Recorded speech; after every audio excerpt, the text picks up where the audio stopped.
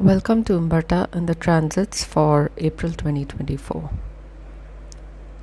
I will focus on the highlights related to tropical transits in the introduction to keep it simple, but in my delineation for each ascendant, I use both tropical and sidereal zodiac. The total solar eclipse, the highlight of this month, is at 19 degrees Aries in tropical zodiac or 25 degrees Pisces in Revati Nakshatra.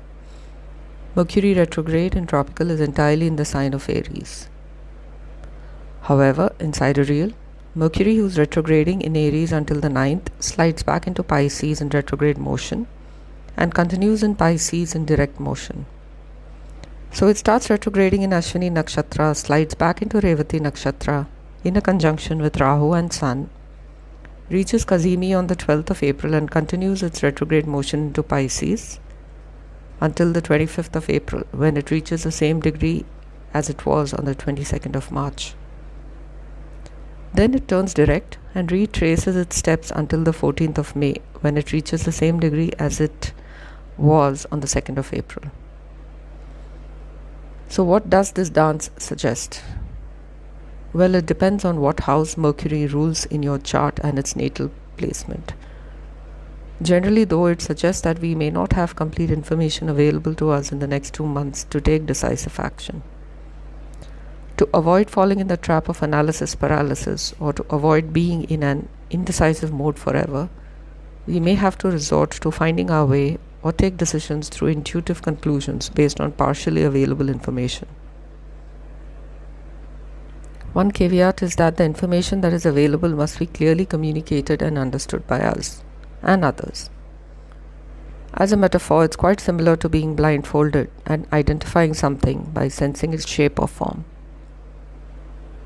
If you have a natal placement in tropical Aries, or if you're one of the cardinal rising signs of tropical Cancer, Capricorn, Aries or Libra, you would feel the effect of this eclipse as your life changes unexpectedly in 2024.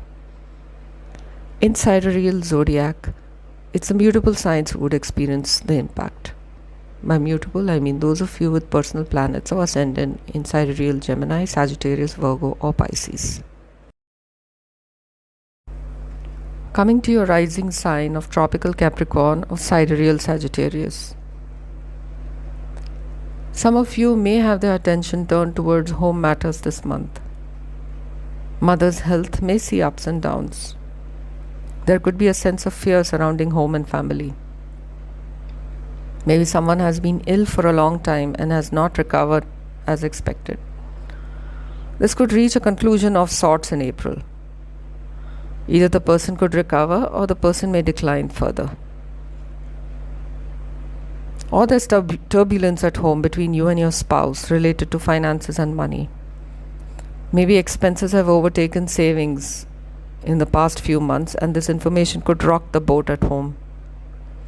You may have to choose your words very carefully and negotiate a win-win situation for both you and your partner or your spouse.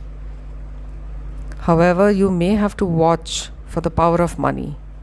That is, others may use you for money, or you may control or intrude or bully others because they are financially dependent on you.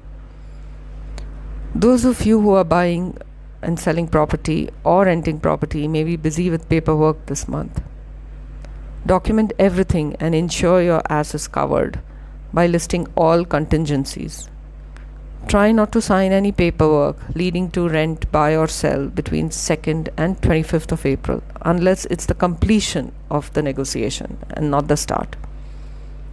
Those who are parents may find their children struggling with their work or studies this month. Support and encourage them to be balanced so that it avoids burnout.